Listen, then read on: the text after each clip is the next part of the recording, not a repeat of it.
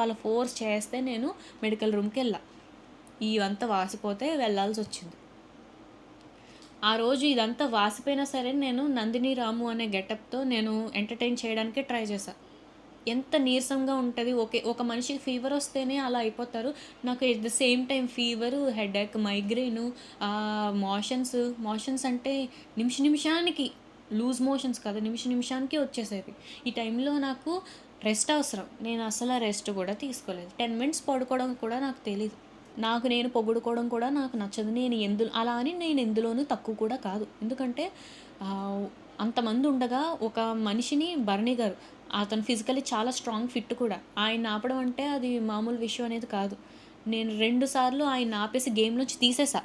ఆ రోజు నన్ను అందరూ గేమ్ చేంజర్ ఇది అనేసి చాలా పొగిడారు. హెల్త్ ఇష్యూస్ ఎన్ని పెట్టుకున్నా సరే నేను ఎంటర్టైన్ చేయడానికే ట్రై చేస్తా. ఆ టాస్క్‌ల్లో అస్సలు గివ్ అప్ ఇవ్వను.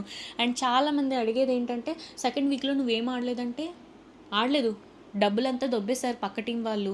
దొబ్బేస్తే నా దగ్గర తక్కువ క్యాష్ ఉన్నాయి. నేను సపోర్ట్ చేస్తారా అని ఇద్దరిని అడిగాను.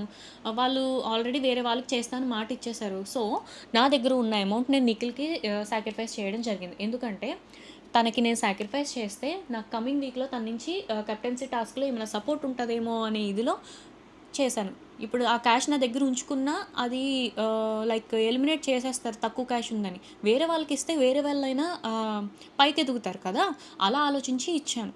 హౌస్‌లో ఎవ్రీ మండే రేషన్ వస్తది. 2, 3 ఫ్రూట్స్ వస్తాయి, ఎగ్స్ వస్తాయి. ఎగ్స్ అన్నీ సంజన గారికి ఇచ్చేదాన్ని. ఆమె కంప్లీట్‌గా కిడ్‌ని మొన్నే కదా డెలివరీ చేశారు. రికవర్ అవ్వరేమో, ప్రోటీన్ అవసరమని నా ఎగ్స్ అన్నీ ఆమెకి ఇచ్చేదాన్ని. ఫ్రూట్స్ వచ్చేసి ఒక్కొక్కరికి పంచేదాన్ని ఎవరెవరికైతే. ఒక మనిషికి 3 రోటీస్ వచ్చేవి. అందులో నేను ఒకటి తిని రిమైనింగ్ ఒకటి సుమన్ గారికి ఇచ్చేదాన్ని. ఇంకొకరికేమో సంజన గారికి ఇచ్చేదాన్ని. కావాలని నేను అడగలేదు. నీ బిహేవియర్‌కి గల కారణం ఏంటి అని మాత్రం క్లారిటీ కోసం అడిగాను. ఎందుకంటే 4 డేస్ నువ్వు నాతో మంచిగా ఉండి తర్వాత 5th డే నువ్వు వేరే టీమ్‌ని నేను చూస్ చేసుకున్నానని, బికాస్ ఆఫ్ థాట్ రీజన్ నువ్వు ఇంత మారిపోయావంటే క్లారిటీ కోసం నేను అడుగుతాను. దట్ మీన్స్ బాండ్ కాదిది. నీ బిహేవియర్‌కి గల కారణం ఏంటి అని తెలుసుకోవడం ఇది. బాండ్ నేను కోరుకోలేదు. ఒక మనిషితో నాకు నిజంగా గొడవ అయితే నేను నెక్స్ట్ డే నేను హగ్ చేసుకోవడం ఇలాంటివి నాకు తెలీదు. నాకు స్ట్రైట్‌గా ఉండటమే వచ్చు. నాకు గొడవ అయితే నేను మాట్లాడను. అది సరి చేసుకుంటే తర్వాత నేను కామ్‌గా ఎంతలో ఉండాలో అంతలోనే మాట్లాడతాను అప్పటికి కూడా. నేను హగ్ చేసేసుకొని, ముద్దులు పెట్టేసుకొని ఇంత నాకు నటించడం రాదు. అలా అని నేను 'బిగ్ బాస్' కెమెరాస్‌ని నేను తప్పు పట్టట్లేదు. యాక్చువల్లీ స్క్రీన్‌లో ఖచ్చితంగా ఒక 40 కేజీస్ ఉన్నవాళ్ళు అక్కడ 50 కేజీస్‌లా కనిపిస్తారు. నేను వెళ్ళడమే 57, 58కి వెళ్ళా నేను. అక్కడ నేను ఒక 65లా కనిపించా. కానీ ఇక్కడ ఇప్పుడు నేను హౌస్ నుంచి వచ్చిన తర్వాత వెయిట్ చూసుకుంటే 56 ఉన్నా. అరే! నేను ఇంత తిన్నాను కదా! ఒక 2 కేజీస్ అయినా పెరుగుతా అని నేను ఎక్స్‌పెక్ట్ చేశాను. ఆ మాట చెప్పాలంటే నా అదృష్టం ఏంటంటే నేను ఎక్కడికెళ్ళినా సరే నాకు తిండికి అసలు లోటు ఉండదు. 9 సీజన్స్‌లో అసలు తిండికి చాలామంది సఫర్ అవుతూ వచ్చారు. నేను మాత్రం తిండికి అసలు ఎలాంటి లోటు లేకుండా చక్కగా కడుపు నిండా తింటూనే వచ్చా. ఈ అమ్మాయిని మేకప్ వేసుకోకపోతే అసలు చూడలేమా? నాకు అసలు మేకప్పే నచ్చదు తెలుసా? మేకప్ వేసుకుంటే నా కళ్ళంతా రెడ్ అయిపోయి కళ్ళ నుంచి వాటర్ వచ్చేసి నేను రీసెంట్‌గానే ఐ సర్జరీ చేయించుకున్నా. మేకప్ వేసుకోకూడదు. అయినా సరే నాకు ఐబ్రో కూడా చేసుకోవడం రాదు. మాధురి గారు, సంజన గారు నాకు ఐబ్రో వేసేవాళ్ళు. సాటర్డే, సండే ఎపిసోడ్‌కి ఖచ్చితంగా మేకప్ ఉండాలంటే చాలా లైట్ మేకప్ వేశారు నాకు. అది కూడా లైట్ మేకప్ అనే చెప్తా నేను.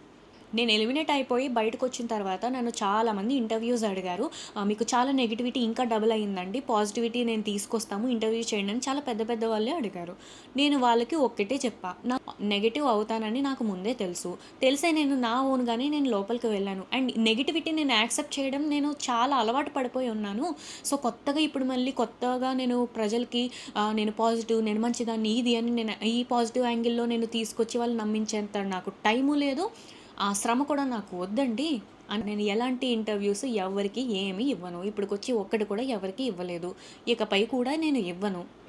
పాజిటివ్ చేస్తాను అంటే నాకు కొత్తగా నేను ప్రజల్ని నమ్మించాల్సిన అవసరం నాకు లేదు. నాకు ఎవరైతే నా గుడ్ టైమ్స్, బ్యాడ్ టైమ్స్‌లో నాకు చాలామంది నా వెనకున్నారు. వాళ్ళు నాకు చాలు. నేను కొత్తగా నమ్మలేని వాళ్ళని నేను నమ్మించి పాజిటివ్ యాంగిల్‌లో నేను ఇంటర్వ్యూ ఇచ్చి ఇది నేను కాదు.